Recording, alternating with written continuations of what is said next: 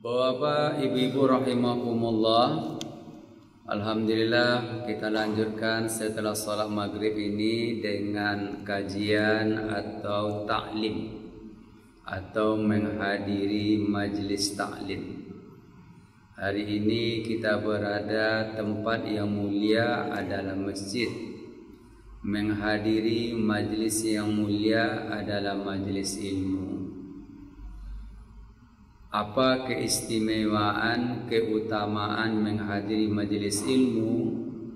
Dalam hadis dikatakan, man salaka tariqan yaltamisu fihi ilman sahhalallahu lahu tariqan ilal jannah. Siapa yang berusaha meluangkan waktu mencari ilmu, menghadiri majelis ilmu, Allah mudahkan jalan menuju surga. Jadi salah satu cara mendapatkan husnul khotimah, salah satu caranya adalah menghadiri majlis ilmu. Amin amin ya rabbal alamin. Bapak, ibu-ibu jamaah maghrib rahimakumullah. Di dalam agama kita ada 3 hal yang sangat fundamental, yang sangat mendasar. Unsur yang pertama adalah apa yang disebut dengan namanya akidah. Akidah. Unsur yang kedua adalah ibadah. Unsur yang ketiga adalah akhlak. Jadi ada 3 unsur, 3 elemen. Yang pertama adalah akidah. Rasulullah Sallallahu Alaihi Wasallam 13 tahun berdakwah di kota Mekah, 10 tahun Nabi berdakwah di kota Madinah. Yang menjadi perhatian Rasulullah Sallallahu Alaihi Wasallam berdakwah di kota Makkah itu adalah masalah akidah. Akidah ini bukan dalam tataran ilmu yang sangat penting sekali, adalah pemahaman yang benar. Apa buktinya seseorang itu memahami akidah dengan cara yang benar? Pak Bibu, itu bisa dilihat adalah cara pandang seseorang. Jadi Pak, cara berpikir seseorang itu sangat ditentukan oleh akidahnya. Atau dengan bahasa lain, akidah itu membentuk cara berpikir yang benar. Cara berpikir yang benar. Bapak, Ibu, mari kita lihat contoh. Apa contohnya? Kita lihat ada sekelompok sahabat atau yang Islam di zaman Rasulullah Sallallahu Alaihi Wasallam. Ada yang Islamnya setelah penaklukan kota Makkah.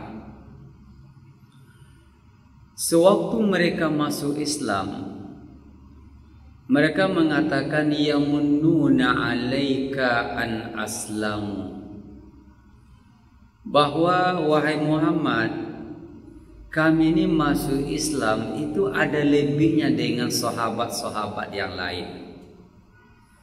Kalau sahabat yang lain mereka masuk Islam setelah melakukan peperangan dan sebagainya, tapi kami masuk Islam tanpa melewati peperangan.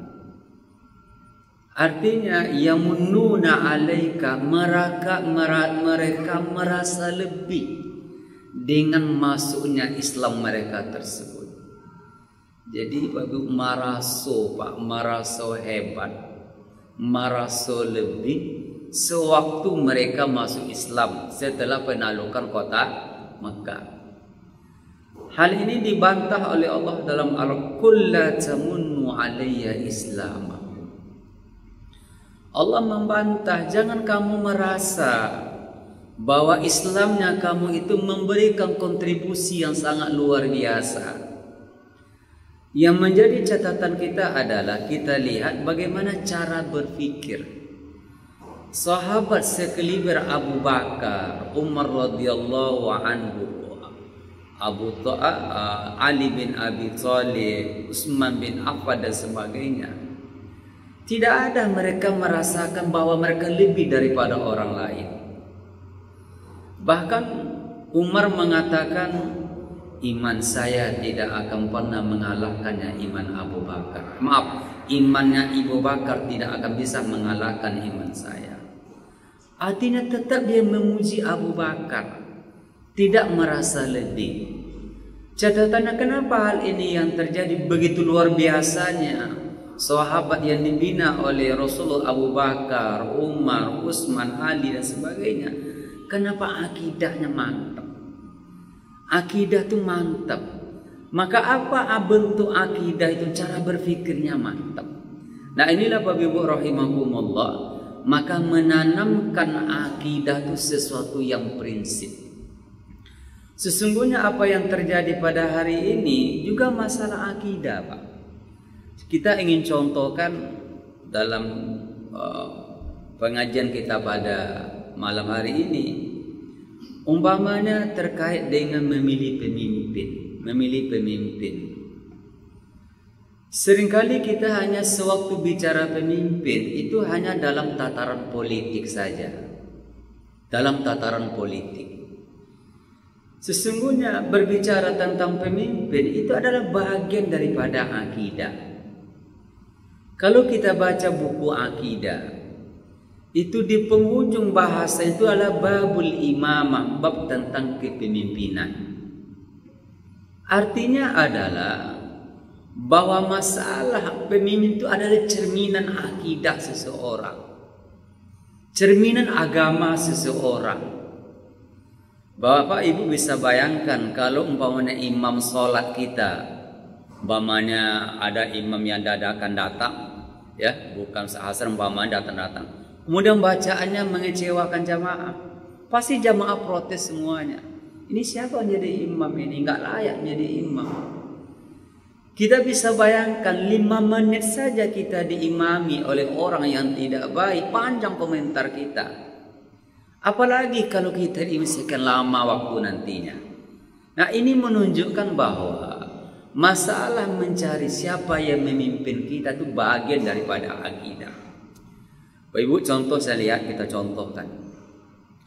Dalam hadis yang sering kita baca bahwa sab'atun yuzilluhumullahu fi dhillihi yawma la dhilla illa dhillu aw kama qala Rasul. Ada 7 golongan orang yang mendapat naungan nanti pada akhirat. Ternyata yang pertama itu bukan orang miskin, bukan orang yang susah, tapi yang pertama itu imamun adil, adalah pemimpin yang adil. Makanya kata Imam Ahmad radhiyallahu anhu, seandainya ada satu doa saja yang mustajab, doa itu saya berikan kepada pemimpin. Nah ini Bapak Ibu rahimakumullah, bahwa berbicara masalah pemimpin itu adalah bagian daripada cerminan akidah, cerminan agama seseorang. Itu yang pertama Bapak Ibu. Contoh yang kedua kita lihat hari ini umpamanya kita ingin membaca, Bapak Ibu bisa baca surat Ali Imran ayat 178. Bapak Ibu ya, surat Ali Imran 178. A'udzu billahi minasy syaithanir rajim. Alladzina qala lahumun nas innan nasa qad jama'u lakum fahshawhum fazaduhum imana wa qalu hasbunallah wa ni'mal wakil. Ini contoh sewaktu Rasulullah Shallallahu Alaihi Wasallam berkalah dalam perang Uhud. Perang Uhud Bapak Ibu, kan kita lihat dalam sejarah, karena perang Uhud tukang panah mereka sudah tergiur bahwa mereka sahabat menang. Maka setelah perang Uhud, kekalahan hampir di pihak orang Muslim, apa yang disampaikan oleh Abu Sufyan CS? Abu Sufyan bikin sebuah ultimatum. Kata beliau, kita akan habisi penduduk yang ada di kota Madinah tersebut. Kita akan habisi semuanya. Bayangkan Bapak Ibu, itu pernyataan daripada Abu Sufyan. Kita akan habiskan semuanya. Dan itu disampaikan. Fahsyauhum, khawatir, takutlah kamu kepada mereka bahwa kamu akan dihabiskan oleh Abu Sufyan dan sebagainya. Pertanyaannya, bagaimana jawaban? Ini akidah menjawab. Sewaktu Abu Sufyan menakuti isu ini disebarkan di kota Madinah, bahwa mereka akan menghabisi seluruh masyarakat Madinah karena kemenangan hampir di pihak musuh atau Abu Sufyan CS. Bukan ketakutan yang terjadi di kalangan masyarakat Madinah, bukan kekhawatiran yang terjadi di masyarakat Madinah, tapi yang terjadi fazaduhum imana, sahabat bertambah imannya, bertambah mantap keyakinannya kepada Allah Subhanahu wa Ta'ala. Ini Pak contoh jawaban akidah, bukan khawatir. Kalau boleh kita analogikan apa yang terjadi hari ini di Gaza umpamanya. Opini kan membentuk. Apa opininya? Bahwa Israel akan menguasai Gaza. Seolah-olah Gaza tidak mampu berlawan dengan kekuatan yang sangat luar biasa. Mungkin secara kasat mata orang mengatakan kalahlah Gaza. Tidak mungkin berhadapan dengan negara yang mengeluarkan dukungan sangat luar biasa. Tapi apa yang terjadi pada Gaza? Apa yang terjadi pada saudara kita yang berada di Palestina? Bukan kecemasan mereka, tapi semakin semangat mereka untuk mempertahankan Al-Aqsa tersebut. Fazaduhum imana, bukan kekhawatiran, tidak ada kekhawatiran mereka, tapi fazaduhum imana, semakin mantap iman mereka untuk mempertahankan Al-Aqsa. Jawabannya pertanyaan Bapak Ibu adalah, kenapa semakin mantap mereka mempertahankan Al-Aqsa? Jawabannya adalah karena yang mendominan, yang mendasari mereka berbuat itu adalah ikatan akidah, adalah dorongan akidah. Mungkin Bapak Ibu, kalau bukanlah karena akidah, mungkin sudah meninggalkan negeri mereka. Tapi karena kekuatan, makanya Al-Quran memberikan contoh. Sewaktu isu sampaikan Abu Sufyan, bukan kekhawatiran yang terjadi, fazadum imana, semakin mantap iman para sahabat. Masya Allah, hari ini pun terjadi di negeri daerah saudara kita berada di Gaza. Apa jawaban mereka? Hasbunallah wa ni'mal wakil. Itu contoh Bapak Ibu. Jadi hasbunallah wa ni'mal wakil. Kami tidak butuh siapa-siapa. Hasbunallah, cukup Allah segala-galanya. Wa ni'mal wakil. Ini contoh Bapak Ibu jawaban yang didasari oleh akidah. Jadi Pak Ibu, ini contoh Pak Ibu. Jadi kalau akidah itu yang berbuat sangat luar biasa begitu, maka sangat luar biasa. Makanya hasbunallah. Bapak Ibu lihatlah saudara kita hari ini di Palestina kan, mereka tersenyum. Ada yang bau minyak kaus, minyak kasturi yang harum semerbak luar biasa. Karena mereka yakin hasbunallah, mereka tidak akan kalah nantinya. Yang jelas bagi saudara kita Palestina, dua yang pasti bagi mereka. Yang pertama, imma mereka mati syahid, mati syuhada. Yang kedua, mereka mendapat, imma mereka akan menang, akan tertunda nantinya.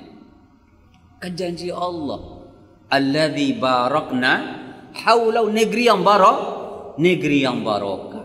Nah, ini Bapak Ibu rahimakumullah, contoh kita lihat sewaktu akidah yang muncul, maka yang muncul ada semangat mereka untuk berbuat.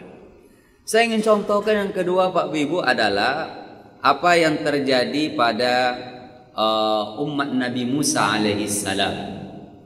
Umat Nabi Musa alaihissalam sewaktu mereka dikejar oleh Fir'aun, Pak.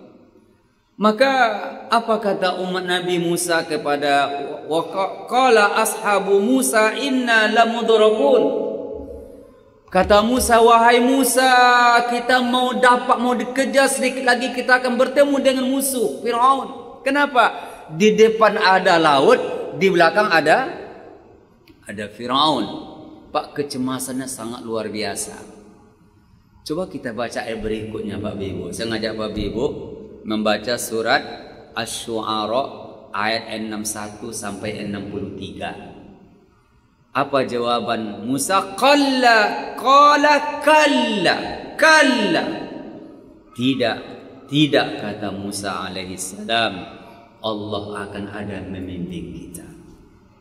Jadi Pak, enggak ada kecemasannya. Sewaktu jawaban kalla, tidak kata Nabi Musa. Kita tidak akan bisa dikejar oleh Firaun. Itu kan jawaban akidah. Sama hari ini Pak kan, mau habis Gaza dan sebagainya. Makanya sewaktu kita mentadabbur surat Asy-Syu'ara, pertama surah Ali Imran ayat 173, yang kedua surah Asy-Syu'ara ayat 61 63. Ternyata jawabannya kalla, tidak kata Nabi Musa. Allah akan memimpin kita nanti.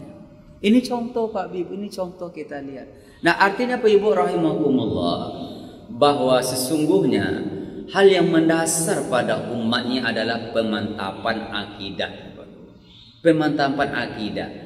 Pemantapan akidah itu bukan hanya sebatas teori saja Pak Ibu.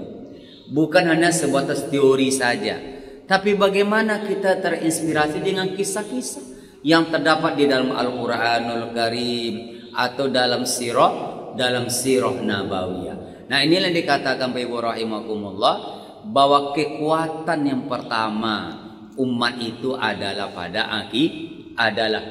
akidah. Makanya kita lihat apa yang dilakukan oleh Nabi Yakub alaihi salam sewaktu di hari tuanya. Apa yang dilakukan Nabi Yakub? Nabi Yakub alaihi salam di hari tuanya dia kumpulkan anak-anak. Apa jawab pertanyaan Nabi? Wahai anak ayah, apa yang kamu sembah nanti kalau ayah sudah meninggal dunia? Apa jawabannya? Na'budu ilahaka wa ilaha abak Ibrahim. Ya Allah, wahai ayah, na'budu ilahaka, kami akan sembah Allah Subhanahu wa taala. Artinya adalah bahwa yang menjadi kekhawatiran para nabi-nabi itu Pak adalah masalah akidah. Masalah akidah. Bukan ekonomi Pak, bukan ekonomi. Enggak ada khawatir dengan ekonomi. Karena teorinya manusia semakin maju semakin sejahtera nantinya. Orang semakin maju ilmu pengetahuan semakin sejahtera nantinya. Tapi yang khawatirannya adalah sejauh mana akidah mereka nantinya. Maka kita lihat apa ditanya oleh Luqman kepada anaknya, apa nasihat Luqman kepada anaknya.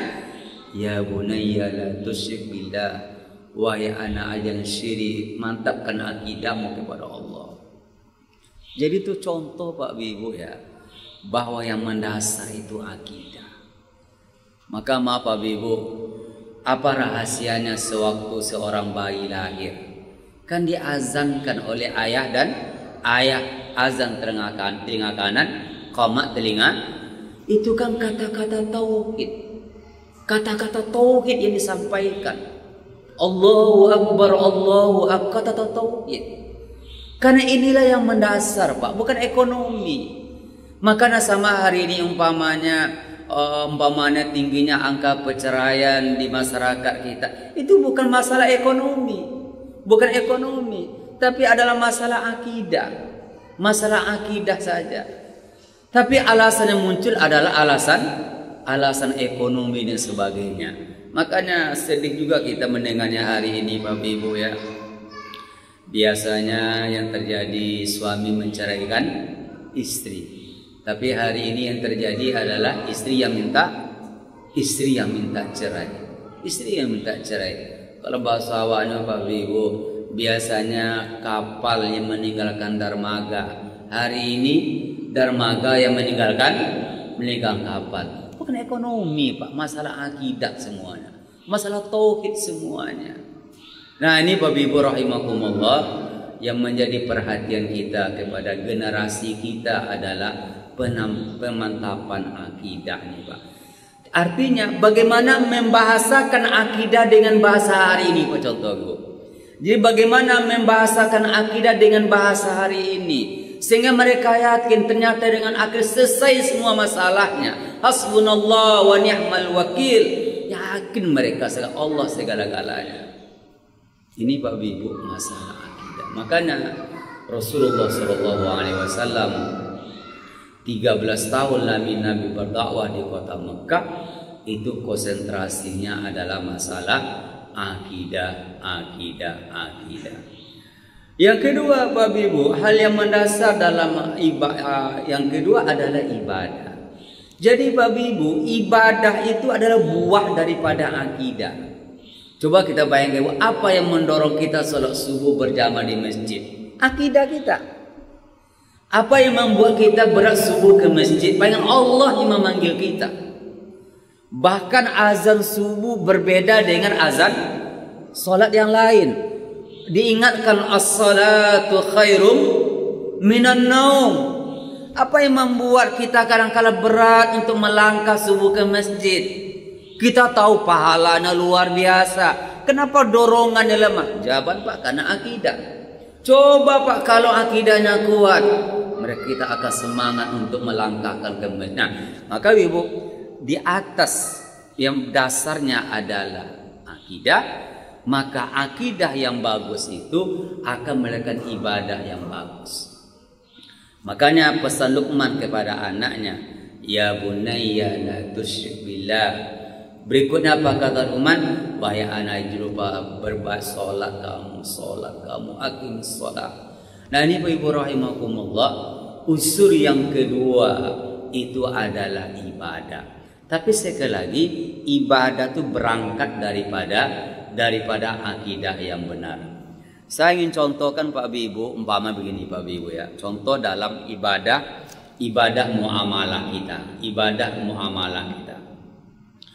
Umpamanya Pak Ibu, kita contohkan seseorang, katakanlah di satu masjid ada sebuah kegiatan Pak,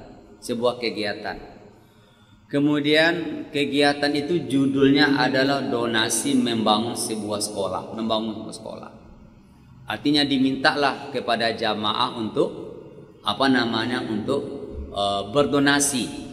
Katakanlah ada sebuah lembaga tersebut ingin membangun sekolah atau rumah tak apapun namanya. Kemudian diminta donasi. Ini contoh akidah, contoh ibadah Ibu, dengan berangkat daripada akidah yang bagus. Kemudian dikumpulkanlah donasi.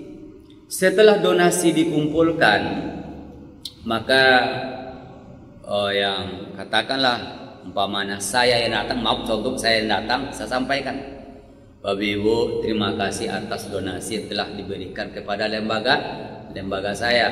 Terima kasih banyak atas bantuannya. Setelah itu, maka sebagai ucapan terima kasih saya atas nama lembaga saya memberikan hadiah kepada Bapak Ibu yang melakukan donasi. Saya minta kepada ibu-ibu yang melakukan donasi, persilakan duduk di depan. Maka kepada ibu-ibu yang berdonasi saya berikan hadiah. Bapak Ibu rahimakumullah, kalau secara kasat mata Pak Ibu, ini namanya adalah donasi atau memberikan hadiah. Tapi kalau kita lihat di kacamata ibadah, khususnya dalam kajian fikih muamalahnya, ini sudah bukan hadiah namanya. Ini adalah bentuk daripada jual beli, sahabat Ibu. Ini bentuk daripada jual beli. Kenapa jual beli Pak? Siapa yang memberi donasi maka akan diberikan hadiah. Ini namanya kan sama dengan barter Pak Ibu. Artinya siapa yang berdonasi saya kasih hadiah. Siapa yang tidak kasih saya tidak kasih hadiah. Bapak Ibu, kalau kita lihat dari kacamata fikih muamalah dalam kata fikih ibadah dalam kata umum, ini ada namanya adalah jual beli. Kalau itu dilakukan di masjid berarti melakukan transaksi jual beli di dalam masjid. Karena judulnya adalah siapa yang memberi maka saya kasih hadiah. Berarti siapa yang tidak berdonasi saya tidak kasih hadiah. Nah Bapak Ibu, dalam kacamata fikihnya ibadah muamalahnya ini namanya jual beli. Kalau itu dilakukan di dalam masjid tentu hukumnya dilarang. Kenapa hukumnya dilarang? Karena Rasulullah SAW melarang jual beli dalam masjid. Tapi namanya kan bukan jual beli, namanya adalah berdonasi. Tapi pada hakikatnya adalah sama dengan jual. Kenapa Pak sama jual beli? Siapa yang berdonasi akan diberikan imbalan. Nah, Bapak Ibu, dalam kacamata ini namanya adalah jual beli. Nah, artinya perlu kita pahami bagaimana tuntunan ibadah. Apakah ibadah khusus namanya atau ibadah dalam kajian-kajian muamalah. Saya contohnya Ibu, contoh lain ini. Umpamanya kan sebentar lagi kita ini kan sibuk dengan pencalekan Pak ya. Nanti banyaklah orang caleg. Dan itu kan dibenarkan dalam agama, namanya adalah demokrasi. Tapi yang menjadi masalah begini Pak Ibu, dalam masjid, saya terkena masjid. Umpamanya sewaktu seseorang memberikan sumbangan, Bapak Ibu, saya ingin menyumbang karpet umpamanya, karpet. Saya butuh, masjid kita ini butuh karpet. Saya sumbangkan satu gulung atau satu karpet umpamanya. Sampai situ nggak ada masalah Pak. Oke. Tapi di ujung pemberian karpet tersebut ada himbauan. Bapak Ibu, saya bantu Bapak Ibu dengan karpet. Tapi nanti tolong bantu saya dengan suara. Nah Bapak Ibu, dalam kacamata agama ini namanya jual beli namanya. Ini jual beli namanya. Maaf Bapak Ibu, jual beli. Kenapa jual beli? Karena ada barternya. Nah sebenarnya yang tidak boleh itu dilakukan di dalam masjid Pak. Karena salah satu adab dalam masjid itu adalah tidak boleh melakukan jual beli. Maaf Bapak, maaf sekali lagi. Hatta promo pun nggak boleh dalam masjid, Pak. Nggak boleh, Pak. Jadi nggak boleh umpamanya saya mau promo Bapak Ibu ada travel saya nggak boleh Pak. Ini masjid. Bukan promonya nggak ada masa di luar, tapi jangan dilakukan di dalam. Nah itu intinya Pak. Jangan di masjid, karena salah satu aturan adab dalam masjid itu ialah tidak boleh melakukan transaksi jual beli. Nah, cuma yang terjadi kadang-kadang judulnya bukan jual beli, judulnya adalah hadiah, judulnya adalah promosi, tapi pada hakikat yang kita khawatirkan adalah itu bentuk daripada jual beli. Nah, ini contoh bahwa bahagian agama yang kedua setelah pemantapan akidah adalah pemahaman ibadah. Nah, pemahaman ibadah itu ada dua. Ada ibadah mahdhah, ada ibadah sholat, puasa, zikir.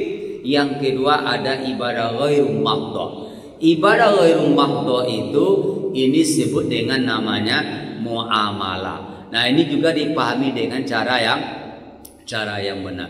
Yang ketiga, unsur yang ketiga di dalam agama namanya akhlak. Mungkin Bapak Ibu ada yang kita bertanya, apa bedanya akhlak dengan etika, Pak? Berbeda Bapak Ibu. Kalau akhlak itu cerminan daripada agama dan ibadah seseorang.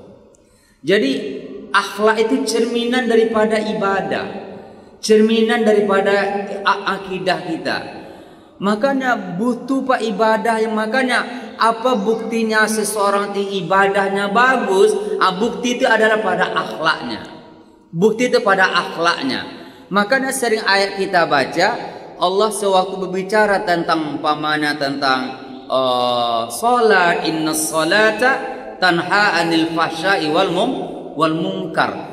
Makanya akhlak itu cerminan daripada ibadah seseorang. Artinya semakin bagus ibadah seseorang seharusnya berbanding lurus dengan akhlaknya. Nah ini Bapak Ibu, artinya apa ukuran ibadah kita ini sudah bagus? Nah jawabannya adalah sejauh mana akhlak kita. Nah akhlak itu apa Pak? Bahasa. Itu kan cerminan daripada akhlak seseorang. Jadi tidak bisa dikatakan bahwa umpamanya ada yang mengatakan saya memang mulut saya berkata kasar tapi hati saya baik kepada orang lain. Nggak bisa Pak Ibu, karena akhlak itu cerminan daripada ibadah. Maka semakin baik ibadah seseorang seharusnya semakin baik akhlaknya seseorang. Maka maaf Pak Ibu, seperti jalan raya, makanya bukan mobil saja membuat macet jalan raya, tapi akhlak itu yang kurang dipahami kadang-kala. Makanya kita lihat dalam ibadah pun, setiap ibadah, ujung ibadah itu Pak adalah tertib Pak. Umpamanya berudu, apa terakhirnya adalah tertib. Salat yang terakhir tertib. Artinya apa? Semakin baik, semakin kita beribadah, hidup kita semakin tertib. Nah, tertib itu adalah cerminan daripada ibadah atau akidah seseorang. Inilah Bapak Ibu rahimakumullah, 3 hal yang mendasar dalam agama kita menjadi perhatian, dan itu tidak bisa dipisahkan satu antara yang lain. Yang pertama adalah akidah. Akidah itu tandanya ada cara berpikirnya bagus, lurus cara berpikirnya. Yang kedua adalah ibadah. Ibadah itu adalah buah daripada akidah kita. Jadi kenapa kadang-kala kita malas beribadah? Maka jawabannya adalah dorongan itu yang lemah, keyakinan itu yang lemah. Yang ketiga adalah akhlak. Akhlak itu adalah cerminan ibadah seseorang. Seharusnya semakin bagus ibadah kita kepada Allah, semakin bagus akhlaknya kita. Dan akhlak itu bisa dilihat adalah bahasa seseorang. Makanya Bapak Ibu, kalau kita baca hadis Rasulullah SAW, Nabi menegur sahabat dengan bahasa yang bagus. Suatu ketika ada sahabat yang belajar sholat, Nabi masuk masjid, kemudian ada lagi sahabat masuk masjid sholat. Kemudian kata Nabi melihat sholatnya belum bagus. Kata Nabi, "Shalli irji wa shalli fa innaka lam tusalli."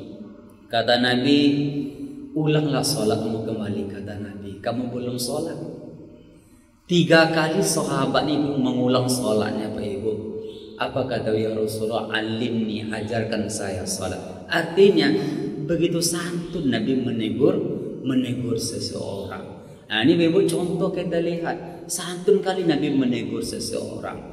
Suatu ketika ada sahabat yang masuk masjid, mulai rukuk dari pintu sampai bergabung dengan saf imam, saf jamaah. Bayangkan mulai dari pintu masjid, rukuknya sampai dengan saf yang ada di depan rukuk. Kan kedengaran oleh Nabi. Karena kan zaman Nabi sajadahnya kan pelapa tamar, kedengaran oleh Nabi. Tapi bagaimana Nabi menegur? Ini Pak contoh akhlaknya luar biasa. Apa kata Nabi? Zadakallahu hirsan, semoga Allah menambah semangat kamu. Luar biasa semangat wahai sahabatku. Wala ta'ud, tapi jangan ulang. Kedua, cukup 1 kali kamu lakukan seperti itu. Artinya adalah dengan bahasa yang santun. Nah ini Bapak Ibu rahimakumullah, maka sekali lagi tanda akhlak satu bagus lihat pada bahasa. Maka ini juga perhatian bagi kita, anak-anak kita yang Hari ini salah satu kelemahan anak-anak adalah tidak mampu berbahasa yang santun. Coba ibu lihat anak-anak sewaktu berbicara dengan gurunya, ya, dengan ustadznya, itu bukan bahasa yang coba nanti suruh anak-anak Pak tolong WA ustazanya kalau ini seperti apa WA-nya kepada ustadznya. Ini contoh seolah-olah ustadz itu sama satu level dengan anak-anak. Nah ini contoh Bapak Ibu, artinya menjadi perhatian kita. Akhlak itu bukan teori Pak, bukan teori-teori mulu-mulu. Akhlak itu bisa sebagai bahasa seseorang. Mudah-mudahan Bapak Ibu rahimakumullah, ketiga ini menjadi perhatian kita.